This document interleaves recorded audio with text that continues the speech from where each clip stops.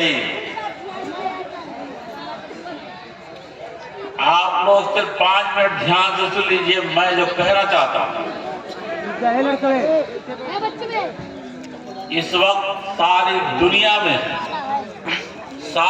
दुनिया का निजाम खाइनों और जालिमों के हाथ में है, शैतानों और ताबूतों के हाथ में है। सारी ताबूती ताकतें इस्लाम पर हमलावर हैं।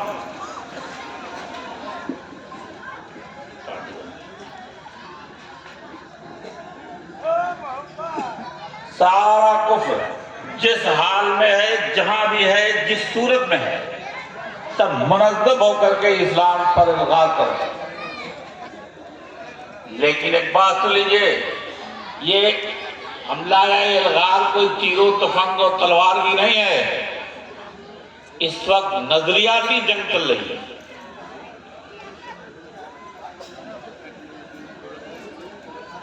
आप लोग समझ में मुमकिन ना आए, नजरियाती पढ़े लिखे लोग समझ गए, नजरियाती जंग चल रही है। मिसाल के तौर पर इस्लाम दुनिया में वैसे तो हज़रत आदम से लेके आज तक है, लेकिन उसकी तकमील जो अल्लाह के रसूल सल्लल्लाहु अलैहि वसल्लम ने फरमाई। सारे अंबिया आए, वो सब दीन इस्लाम लेकर आए, लेकिन तकमील उसकी फरमाई अल्लाह के रसूल सल्लल्लाहु अलैहि वसल्लम। यहाँ आके दीन मुकम्मल हुआ। अब उसके बाद कोई नबी नहीं आएगा और ये उलमाए उम्मत जो है यही इस फरीदे को अंजाम देंगे। इसीलिए हदीस शरीफ में आया और उलमाए उम्मती का अंबिया है बनी इस्राइल।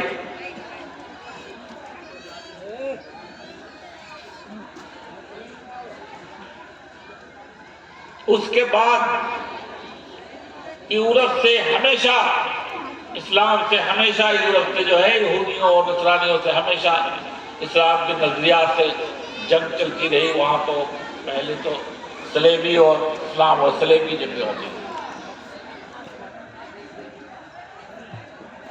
सबसे पहले यहां टकराया जो है वो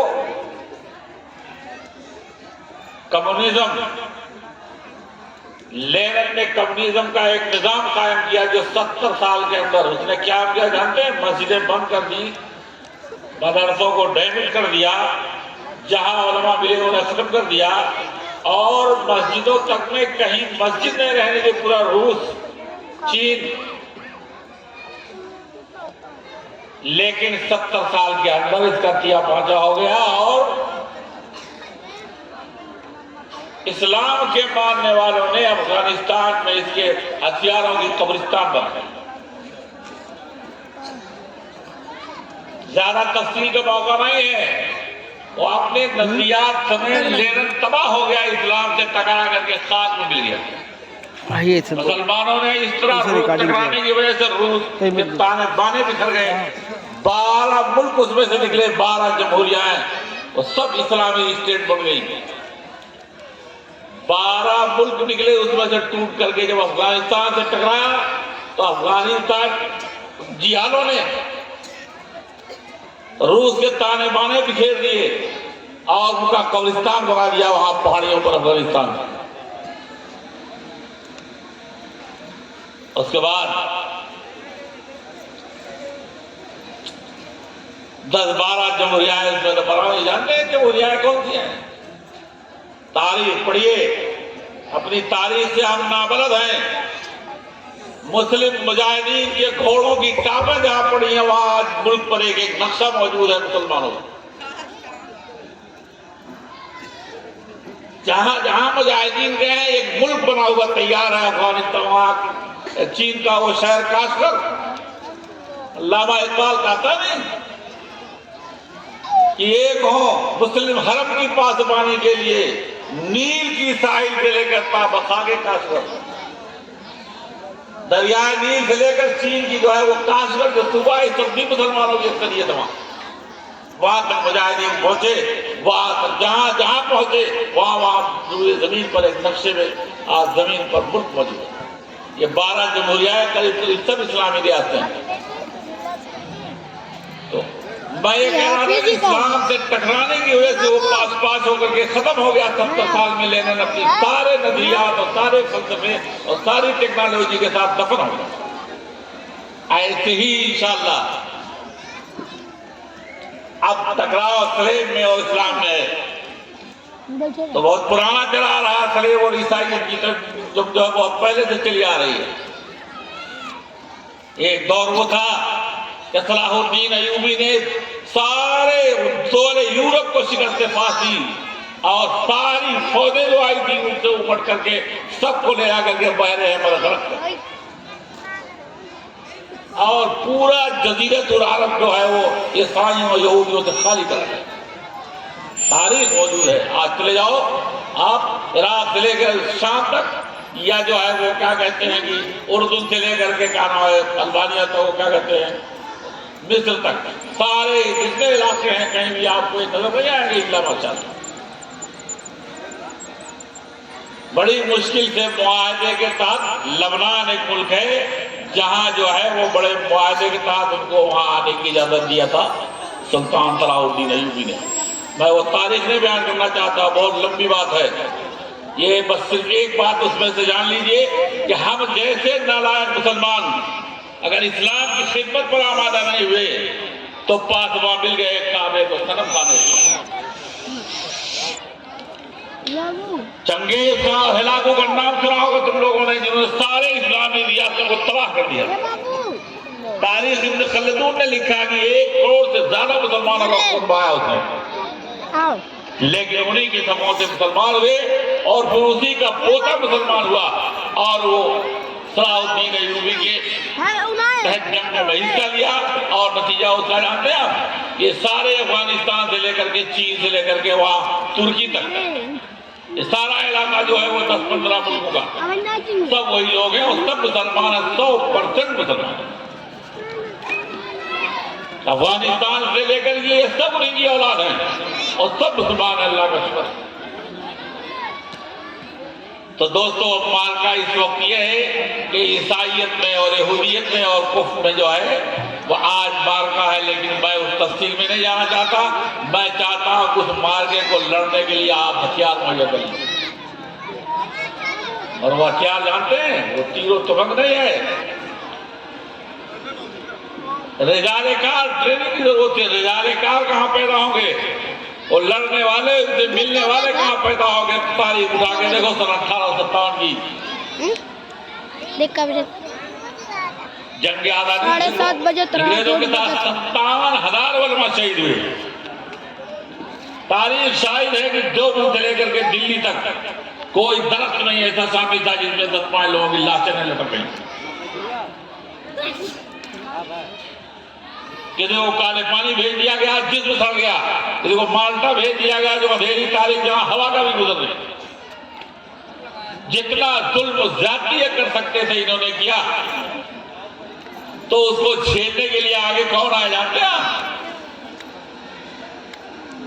जब पैसा कमाने वाले ताजिर नहीं, जिन्हें अपने पैसे से और दुनिया से मोहब्बत है इनके अंदर नहीं, और इन मदारिस के अंदर पलने वाले खाक जो है सूखी रोटियां खा करके पढ़ने वाले, फाके करके दीन हासिल करने वाले ऐसे लोग मुजाहिद हुए। इन लोगों ने शहादत हासिल की और फिर मुल्क को आजादी उसी वजह से।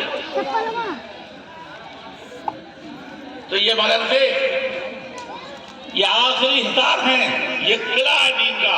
अगर आपने इसकी इबादत की और बच्चों को भेज करके यहाँ से आपने ट्रेन किया तो आप जान लीजिए कि आप नजरियाती जंग में कामयाब है। और अगर इन्हें कमजोर किया गया और अगर इसमें बच्चे नहीं आए, यहाँ की तरबियत और ट्रेनिंग नहीं की, तो यह आप जान लीजिए कि सबसे पहले सिर्फ जंग आप यहीं आती है। आपके पास अहमियत हो न हो, आप इसकी अहमियत जानते हो या नहीं जानते हो, लेकिन आपका दुश्मन अच्छी तरह जानता है। ये सबसे ज्यादा अहमियत अगर किसी को हासिल है तो ये मकातिब है। अमेरिका जिसके सारी दुनिया में धाक पे थी, उसके ड्रोन तैयारे में लाओ लश्कर को तलाश करते फिरते रहे, कहाँ मिले, कहाँ ये कहाँ जहाँ मिल जाए। इंडिया तो चूंकि बाहर नहीं है, लेकिन जब अफगानिस्तान से बाहर डिक्लेयर हो गया, इनका तो जानते हैं यूनियो बमबारी होती थी, जो बहुत मशहूर वाकया है, सभी लोग जानते होंगे। अखबार में आता कि 100 लड़के हाफिज कुरान और ऐसे ही किसी प्रोग्राम में उनकी दस्तारबंदी हो रही थी और उसी पर हिट किया जा करके इनके ड्रोन तैयारे ने मजबूरी की और उसी पर जो है बमबार जो है जेट हवाई जहाज में पहुंच चुके बमबारी। सबसे बड़ा दुश्मन वो इनको समझते हैं, छोटे छोटे बच्चे जो मगज कमा रहे हैं, पैसे दिए थे और हम नहीं समझते कि इसकी अहमियत क्या है। इन मदारिस को बुजुर्गों ने कैसे काम किया हो सकता है मैंने देखा, और मैं आज से 70 साल पुरानी बात बता रहा हूँ। मैंने इस दयार में कोई रास्ता नहीं था आने जाने का, सिर्फ बैलगाड़ी उड़ी मुश्किल से कहीं आ जा सकती थी। लेकिन मैंने देखा हज़रत शेखुल इस्लाम मौलाना हुसैन अहमद मदनी नवरुल्लाह करूं, मौलाना अबुल फज़ल शाहजहांपुरी रहमतुल्लाह, मोहतमी दारुल मौलाना काजी तैयब साहब नवरुल्लाह, नाम किसका लूं, सैकड़ों लोग ऐसे बड़े बड़े अकाबिर दरगाहों के यहाँ, कोई बैलगाड़ी पर तो कोई घोड़े पर तो कोई गधे पर तो कोई जो है हाथी पर, कोई किसी तरह इस दयाल की खाद छाटते फिर रहे थे। इस दयाल की खाद छाटते फिर रहे थे जहां चलने का रास्ता नहीं था। उन्हीं कदमों की बरकत है कि तब पहुंच जाए मैं मदद से, और मकातिब का एक जमघटा लग गया, अल्लाह का शुक्र है गया गाँव में जो है मकातिब कायम हो गए। उन लोगों ने चिराग जला दिया, बना दिया, अब उसकी हिफाजत करना और उसका तहफ्फुज़ आपका काम। यहाँ पढ़ने के बाद बच्चा आ जाए, हम नहीं कहते कि आप सिर्फ यहीं पढ़ाइए। यहाँ पढ़ लेने के बाद, मकतब की पूरी तालीम होने के बाद